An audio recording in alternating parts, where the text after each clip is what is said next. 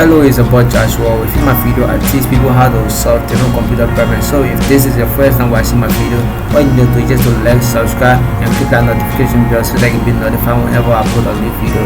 Thank you. So let's get started. So today we are going to be learning how to see Wi-Fi password on our computer system. The Wi-Fi I'm talking about is the one that is personally connected on your computer system. For instance, if a person tell you that they don't want to show you their Wi-Fi password, or they want to connect it on your computer, all you need to do is just to allow them to do that and go and search for and go and do this step I'm going to show you, and you will see the Wi-Fi password on your computer system. So let's get started. So all you need to do is just to press Windows plus arrow, a screen will pop up, then type in ncpa.cpl and click enter. So now you will see Wi-Fi. All you need to do is just go to the Wi-Fi, not internet, go to the Wi-Fi, right click, make sure the person connected to your computer first before you do that.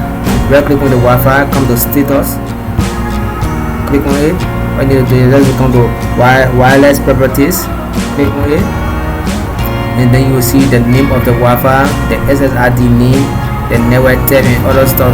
All you need to do is just go to the security option, and then you come down to network security key. Under it you will see show characters. All you need to do is just to tap that show character, and then you will see the person Wi-Fi password. Thank you for watching my video. Once again, I'm Joshua Mo. I teach people how to solve different computer problems. So if this is your first time watching my video, all you need to do is just to subscribe, like, and click that notification bell so that you will be notified whenever I post a new video. Thank you.